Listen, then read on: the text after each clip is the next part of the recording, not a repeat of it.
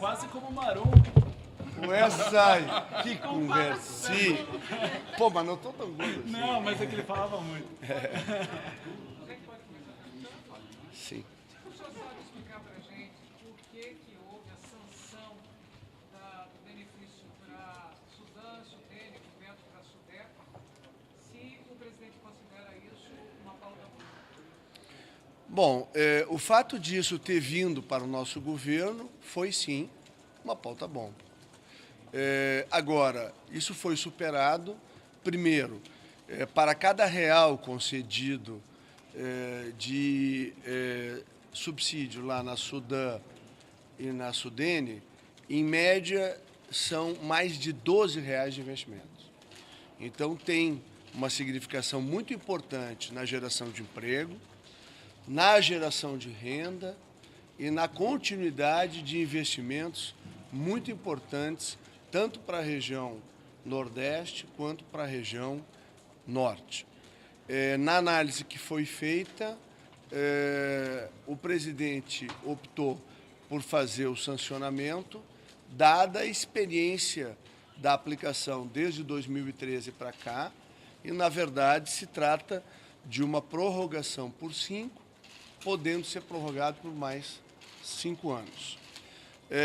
No caso da Sudeco, era a criação de um novo programa, e isso não é suportado nem pela peça orçamentária, nem era suportado pela Lei de Responsabilidade Fiscal, e por isso não foi aprovado, foi vetado. E a questão do IOF, o que aconteceu? A questão do IOF é que foi uma das alternativas para dar sustentação à prorrogação. Mas o presidente disse que assinou. Por favor, o presidente assinou a sanção. E nós encontramos, porque esse é um princípio do governo, de não haver aumento da carga tributária, não haver aumento de impostos.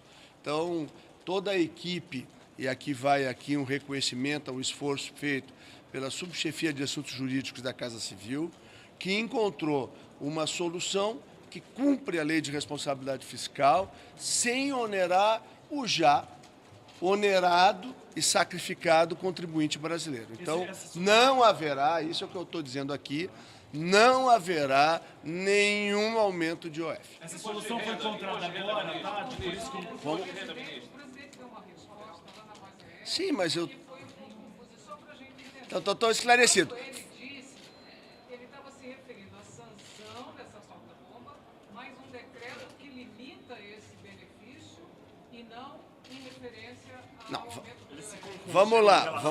Vamos lá. Sim, então vamos lá.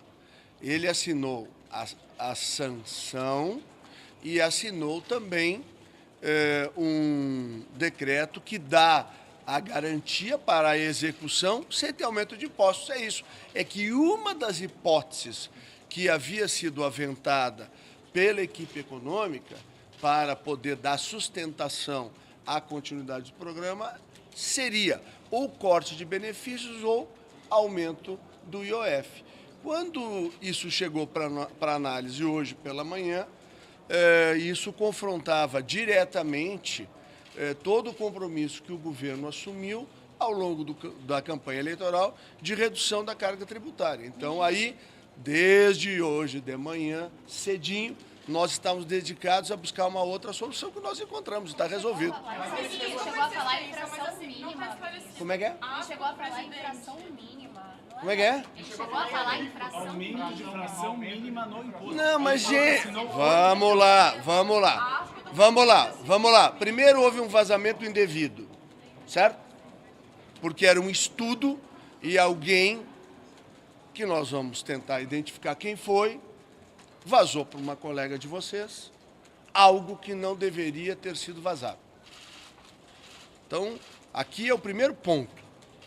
O segundo ponto, quando nós verificamos que entre as soluções propostas, esta era uma inaceitável pelo ministro da Economia e por todos nós, porque havia um compromisso de campanha do presidente de não aumento de impostos. Nós colocamos toda a equipe, por isso a homenagem à equipe, volto a dizer, chefiada pelo Dr. Jorge, da subchefia de assuntos jurídicos, que encontrou uma solução que dá tranquilidade ao presidente e que não traz nenhum aumento de impostos. Ao contrário, toda a luta, e eu voltei a falar com o ministro Paulo Guedes por várias vezes ao longo do dia de hoje, e o ministro volta a reafirmar, assim que nós obtivermos o equilíbrio fiscal, nós vamos trabalhar todo o governo para baixar a carga tributária e nós sonhamos em colocar a carga tributária total brasileira abaixo dos 30%, o que será um feito. O presidente errou, você que assinou. Gente, nós estávamos, senhoras e senhores, o que ocorreu? Havia uma informação de que seria um caminho possível, o presidente ontem assinou a sanção e este poderia ter sido o caminho de hoje, assinado o decreto. A solução veio depois da declaração, é isso? Vamos lá. A solução foi encontrada porque desde ontem a equipe da Fazenda, da Receita, perdão, assim como a equipe da subchefia de assuntos jurídicos, buscar uma solução. A primeira solução, uma das soluções aventadas era essa. No meio da manhã era uma outra solução, né? E nós optamos, validamos com o presidente, ele já assinou uma solução, e aqui se encerra a questão, não vai haver imposto de OF, é isso que tem que ir para as suas leis. Já foi feita, está no decreto, vai ser publicado e não tem nada a ver com o imposto.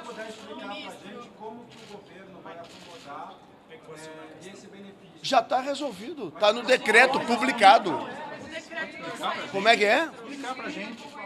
Muito bem. O que ocorre?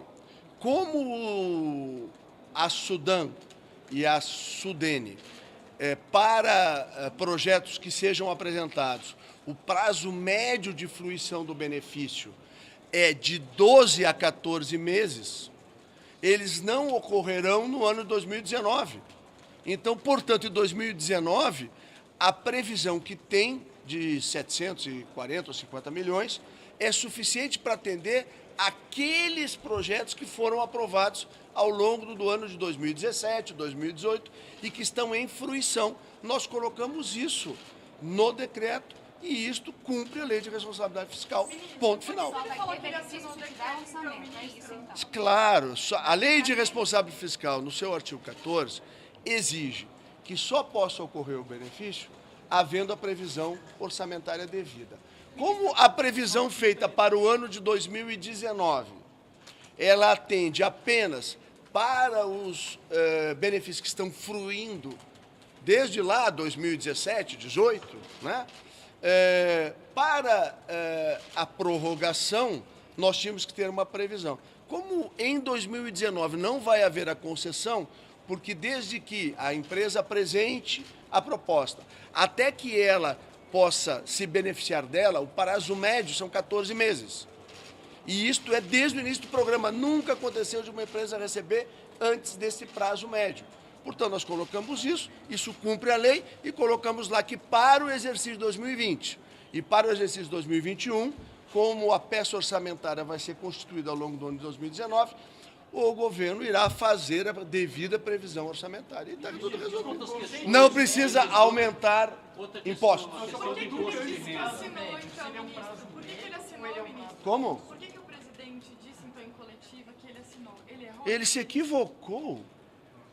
Ele assinou a continuidade do projeto da Sudan e da Sudene. Foi isso. Em relação ao imposto de renda também? Exato. Não, imposto de renda é uma tese, se vocês lembrarem, lá na campanha nós falamos disso, ele falou disso mais de uma vez. O ministro Paulo Guedes trabalha com esse conceito. O hoje secretário da Receita, Marco Sintra, defende que no Brasil nós possamos ter um outro tratamento, porque o que acontece? No Brasil a gente não tem imposto de renda, né? Para o trabalhador, para a pessoa física, a gente tem imposto sobre o salário. Então é evidente que nós precisamos ter um tratamento mais equânime, né? Quantas e quantas atividades foge para a pejotização, que é transformar uma pessoa física numa pessoa jurídica, você sabe muito bem onde isso é feito, né? Por quê? Porque a pessoa jurídica paga 15%. E uma pessoa física que tem um salário significativo vai pagar quanto? 27,5%.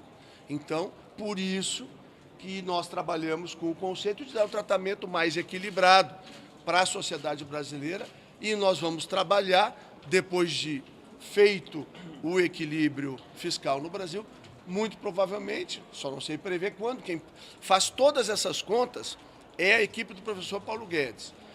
E cabe a ele fazer essas definições e validar com o presidente. O que eu vim esclarecer aqui é porque estava toda uma celeuma estabelecida no país que ia ter aumento de impostos. Então não dá para amanhã, né, hoje à noite, ou a partir do dia de hoje, o cidadão brasileiro diz, pô, votei no Bolsonaro para não ter aumento de imposto, não vai ter aumento de imposto?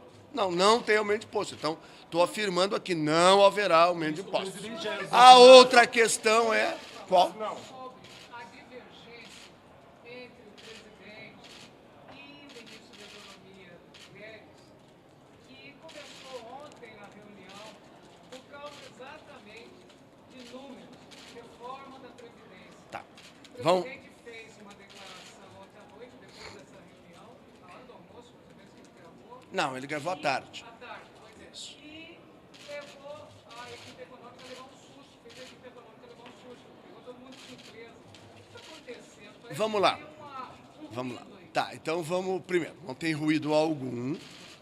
A equipe econômica chefiada pelo professor Paulo Guedes vem trabalhando desde que se iniciou o processo da transição para elaborar